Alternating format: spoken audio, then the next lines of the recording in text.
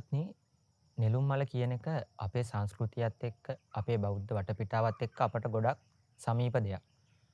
අපි පන්සලට ගියත්, අපි මහසෑය වන්දනා කරන්න ගියත්, අපි බෝධීන් වහන්සේ වන්දනා කරන්න ගියත්, අපි ළඟ කොච්චර මල් තිබුණත් මිනිස්සෙක් නෙළුම් මලක් අරන් ගිහිල්ලා පූජා කරනවායි කියන එක අනිවාර්යම කියන දෙයක්.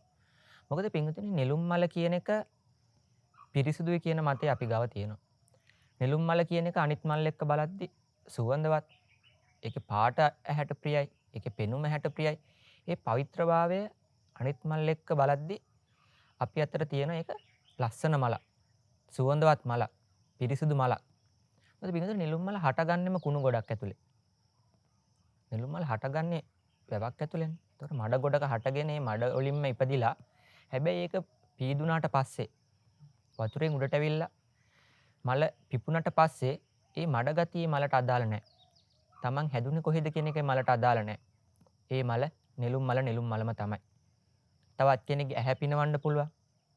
තවත් කෙනෙක්ගේ නාසය පිනවන්න පුළුවන්. ඒ පිරිසුදුභාවය නෙළුම් මලට තියෙනවා.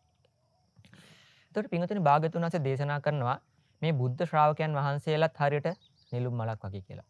භාග්‍යවතුන් වහන්සේ කියනවා යථා සංඛාර දානස්මින් උජ්ජිතස්මින් මහපතේ පදුමන් තත්ත ජායේත සුචිගන්ධම් මනෝරම.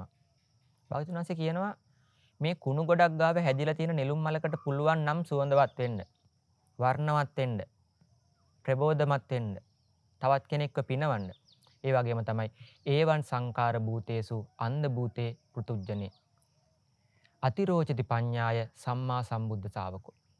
භාග්‍යවතුන් වහන්සේ කියනවා මේ මෝහයෙන් තැවෙන, ද්වේෂයෙන් දැවෙන, ලෝභයෙන් මුලා වෙලා ඉන්න මිනිස්සු අතරේ යම් කිසි කෙනෙක්ට පුළුවන් නම් ප්‍රඥාවෙන් ඉහළට යන්න. එයා හරියට අර කුණු ගොඩේ හැදිච්ච නෙළුම් මල වගේ මේ ලෝකේ ඉන්න මිනිස්සුත් ඉස්සරහා බබලනවා. මේ ලෝකේ ඉන්න මිනිස්සු ඉස්සරහා සුවඳවත් වෙනවා. මේ ලෝකේ ඉන්න මිනිස්සු ඉස්සරහා පවිත්‍රවත් කෙනෙක් බවට පත් වෙනවා. පුළුවන් නම් තමන්ගේ ප්‍රඥාව මෙහෙවන්න. අර නෙළුම් මල විලක හටගත්තත්, මඩ ගොඩක හැටුණත්, කුණු ගොඩක හැටුණත් ඒ නෙළුම් මලම තමයි පිවිදුනාට පස්සේ. ඒක සුවඳවත්.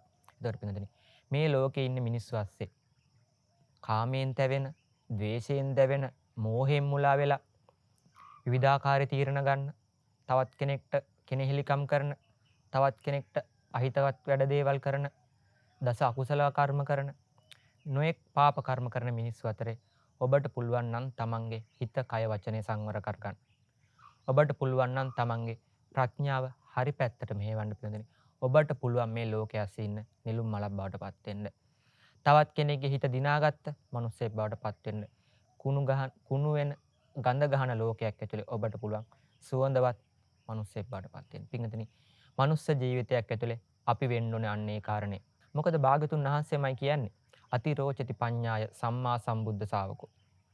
මේ ප්‍රඥාවෙන් අගතැන්පත් කෙනාමයි මේ සම්බුද්ධ ශ්‍රාවකයන් වහන්සේලාගෙන් බැබලෙන්නේ. අපි කොච්චර ධර්මයේ හැසිරුණත්, අපි කොච්චර මොනතරම් දේවල් කරත් පින්වතුනි, අපේ ප්‍රඥාව අපි හරියටම හදාගන්න නැත්නම් අපි තවමත් එකතැන මේ ලෝකෙත් එක්ක බලද්දි අර කුණු ගොඩම වැටිලා කුණු ගොඩේම නරක වෙන තවත් එක කෙනෙක්. හැබැයි පුළුවන් නම් ප්‍රඥාව හරි දැනකට මෙහෙවන්න. මේ සංස්කාර වල යථාර්ථය දැනගන්න. මේ නාම රූප වල යථාර්ථය දැනගන්න පිළිදෙන. ඒ දෙයට පුළුවන් අපිව මේ ලෝකෙ ඉස්සරහා බබලවන්න. රහතන් වහන්සේ නමක් වගේ මේ ලෝකෙ ඉස්සරහා බබලෙන්න. භාග්‍යතුන් වහන්සේ වගේ මේ ලෝකෙ ඉස්සරහා සුවඳවත් කරන්න තවත් පිරිසක්. ඉතින් පින්වතුනි, ඔබත් මේ ලැබිච්ච මනුස්ස ජීවිතය තුළ හරි පැත්තකට, හරි දෙයකට තමන්ගේ ඔළුව යොදන්න. තමන්ගේ මනුස්ස ජීවිතය කැප කරන්න. එදාට පුළුවන් පින්වතුනි ඔබට මේ ලෝකෙ ඇතුලේ ලස්සන මිනිස්සෙක් වෙන්න. මේ ලෝකෙ ඇතුලේ සුවඳවත් මිනිස්සෙක් වෙන්න. මේ ලෝකෙ ඇතුලේ තවත් කෙනෙක්ට ප්‍රියජනක, තවත් කෙනෙක්ට වටින ලෝකයකට වැඩක් කරන්න පුළුවන් හරි වටිනාකමක් තියෙන මිනිස්සෙක් බවට පත් වෙන්න. තෙරුවන් සරණයි හැම කෙනෙක්ටම.